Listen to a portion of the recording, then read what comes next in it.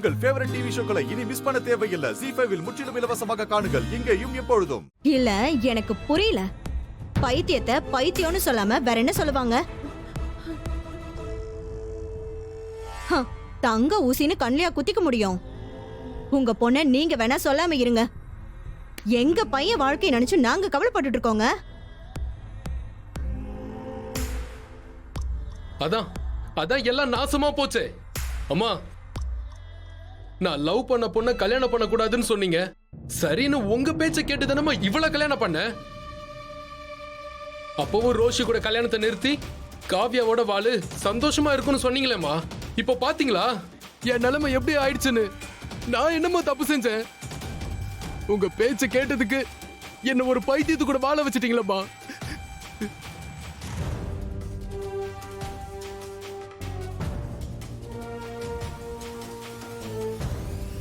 டேய் கது, நீ வருத்தப்படாதடா. ஏதோ நம்ம கெட்ட நேரம், விடுடா. அம்மா, என்னம்மா நீங்க? அவன் தான் கோவத்துல வாய்க்கு வந்தபடி பேசிட்டு இருக்கானா? நீங்க எதுக்குமா அவனுக்கு சப்போர்ட் பண்ணி பேசிட்டு இருக்கீங்க? அன்னைக்கு சீக்கிரம் சரியாயிடுமா.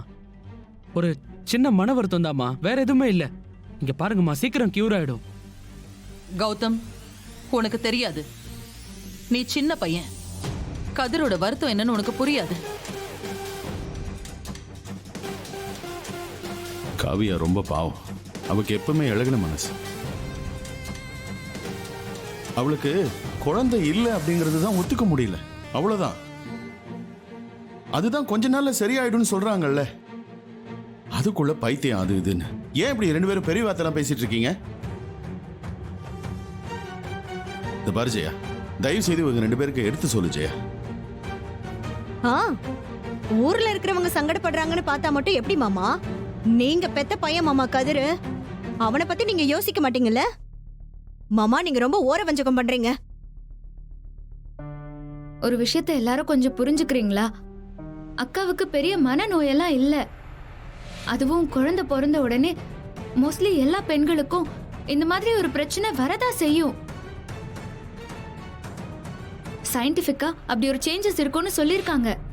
அதுவும் இல்லாம அக்கா தான் குழந்தை உயிரோட இருக்குன்னு தீவிரமா நம்புறா. அந்த பிரச்சனை எல்லாமே கூடிய சீக்கிரம் சரியாயிரும். அப்புறம் காவியா அக்கா நல்லா ஆயிருவா. அது வரைக்கும் கொஞ்சம் எல்லாரும் பொறுமையா இருங்களேன் ப்ளீஸ். இதெல்லாம் சொல்லி உங்க அக்காவை ஏன் தலையில கட்டி வைக்கணும்னு நினைக்காத.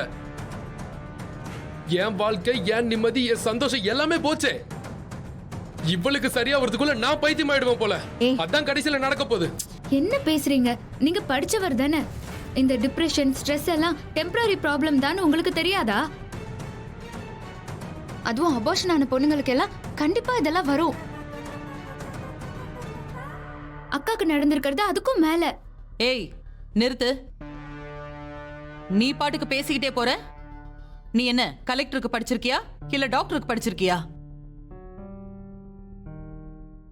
ZEE5 ஆப்பை டவுன்லோட் செய்து அனைத்து எபிசோடுகளையும் இலவசமாக பாருங்க.